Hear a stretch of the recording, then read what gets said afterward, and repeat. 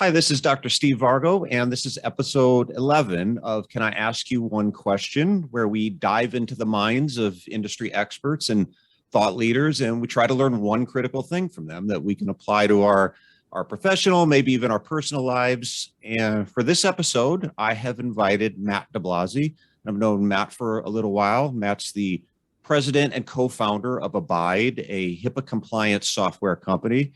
Great to see you, Matt. Great to see you as well, Steve. Appreciate you having me on.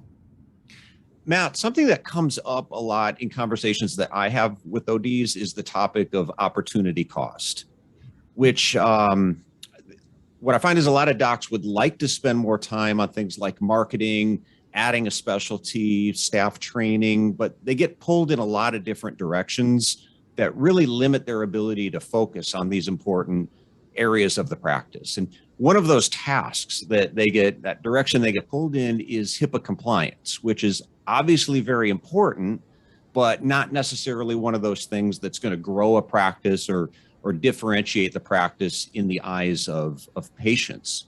So my question to you, Matt, is how does a busy practice find time for HIPAA compliance?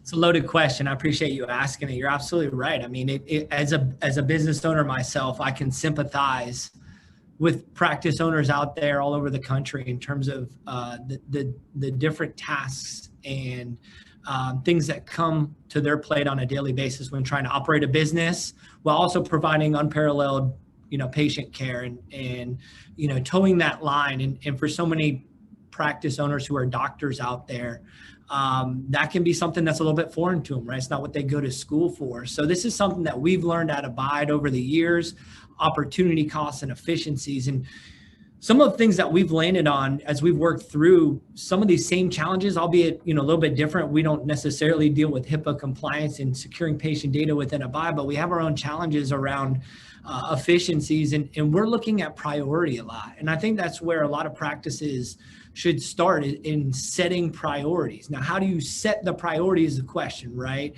You only have a limited amount of time, limited amount of resources and help to getting certain tasks done. And so as you work through those priorities, you mentioned some of those, or even those nice to haves within the practice environment, you have to start thinking about risk, right, versus reward. How does this affect our bottom line? What are the risks involved?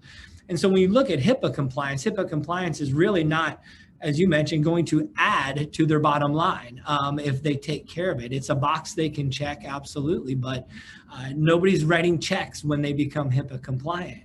And so you have to look on the flip side. What is the risk involved with not being compliant, right? And setting that priority, setting HIPAA compliance as a priority, because as a covered entity and a business owner, a doctor who owns a practice, it's mandated, right? That nobody can get around the fact that this is something that has to be done, right? And the why behind it then starts to come into play, right? So you start to set your priorities and then figure out, well, why would HIPAA compliance be a priority for my practice? Why would I need to be HIPAA compliant? And really, there's two main reasons. One, to protect the patients, right? When you go through a proper HIPAA compliance program, I'll kind of touch on that here in a second as you go through this process. But when you pull together a compliance program that meets government regulations, you will be protecting your patient's information. And in turn, the flip side of it, it protects the practice, right? Protects from potential lawsuits, data breaches. I think everybody understands now the healthcare a market is a target for those malicious actors, those that have malicious intent. I know a lot of optometry practice out there were affected last year by a major data breach. And without a compliance program in place that's meeting government requirements, things can be missed, steps can be missed, or the practice is left vulnerable if they are missed.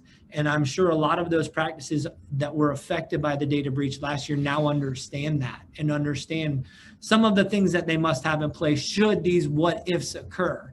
And I think in today's day and age, with what we've been through over the last year and a half, particularly, I think we all understand that worst case scenarios do happen. And you have to plan for it. You have to have contingencies in place. And so as you're working down this list, right, you now understand, You have to be compliant. It can help protect patients. It can help protect the practice, potential fines, violations, data breach, bad press that comes into play with that.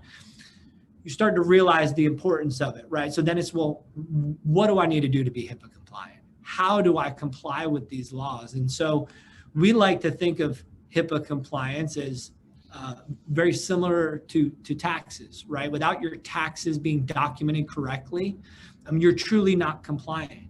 And so with these practices out there that we see now, they feel like a lot of them feel as though they are HIPAA compliant because they have a culture of compliance. They are trying to secure the information as much as possible, but unfortunately the documentation is missing. And so when you have a data breach like you did last year and the government calls upon that documentation to prove that you were doing everything in your power to limit or mitigate that risk of a data breach, and you don't have it, or you don't have what they're specifically asking for, it's as if you never did it, right? Just like your taxes. And so really understanding then the process involved in becoming HIPAA compliant is where the problem starts to come into play for these practices, right? A busy practice, as you mentioned. How do I become compliant with HIPAA, with all this documentation, all of these requirements that they've laid out, as just a business manager, as just an office manager or a doctor who doesn't have any expertise in the HIPAA compliance world? And so this really kind of sets up our solution, Abyde, right? Finding efficiencies within the practice to help give back some time. And so whether it's Abyde, the solution for HIPAA compliance, helping manage their efficiencies within their organization, giving them back time and automating that process, that's one way to do it. But there are other ways to do it within the practice, providing automation in other areas within the organization to help get that opportunity cost back, right? Opportunity cost is what are you missing out on while you're doing the task that you're doing, right? And so those opportunities are being missed out on because it's a task has involved with manual labor, right? And you're paying an office manager a certain amount of money to do a specific task when it could be automated.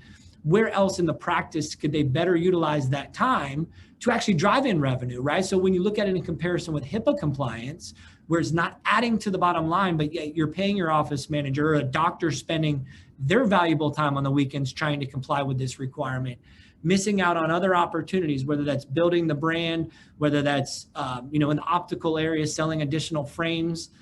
You start to look at some of those costs, right, that they could be capturing if not being spent on these really kind of overwhelming tasks that is not in their wheelhouse. And so that's what we recommend at Abyde. We do it internally within our organization. I give a lot of credit to my partner and co-founder, Chris Zumwalt, where he has created so many efficiencies within our business that allows us to go out and be proactive in so many other areas to capture revenue in areas that we would typically have to utilize investments into human beings, right, employees to complete the task.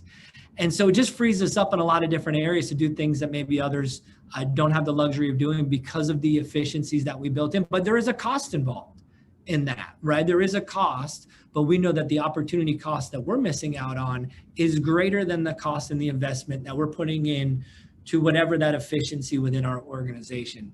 And so, you add it all up, it's mandated.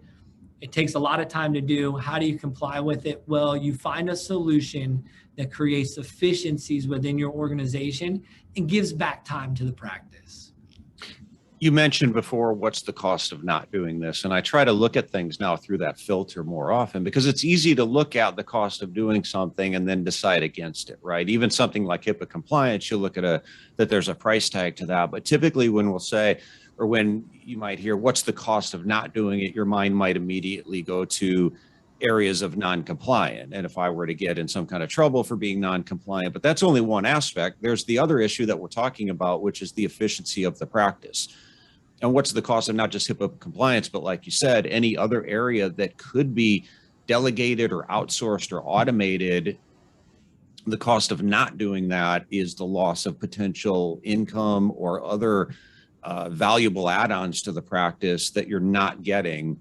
And it's a real issue. It's a real challenge for a lot of practice owners to be able to juggle all these balls. And like you started with, prioritizing, but also a lot of it is just creating time. It's time management and creating time to be able to focus on these more important tasks. So it was great insight and some great takeaways there, Matt. No, I appreciate that. So thank you so much. And Matt, where can people find out more about your company, Abyde? Yeah, absolutely. So Abyde.com, that's ABYDE.com. Check us out. We provide a lot of efficiencies around HIPAA compliance and documenting a culture of compliance within the organization. So on topic, I'll close out here. The first time we were talking, I was introduced to you and your company, and you did a demo for me on the area of efficiency. I've told you this before. That's the one thing that jumped out at me is, wow, you managed to take something that's pretty complex and make it pretty simple. So it's a great system, great software for that very topic, and also some great takeaways here in terms of how do you apply that to your practice in general. So thanks again, Matt, and thanks to everyone for listening. And you can find the show notes for this episode and all previous episodes at drstevevargo.com. And thanks again, and we'll see you next time. Thanks, Steve. Appreciate it.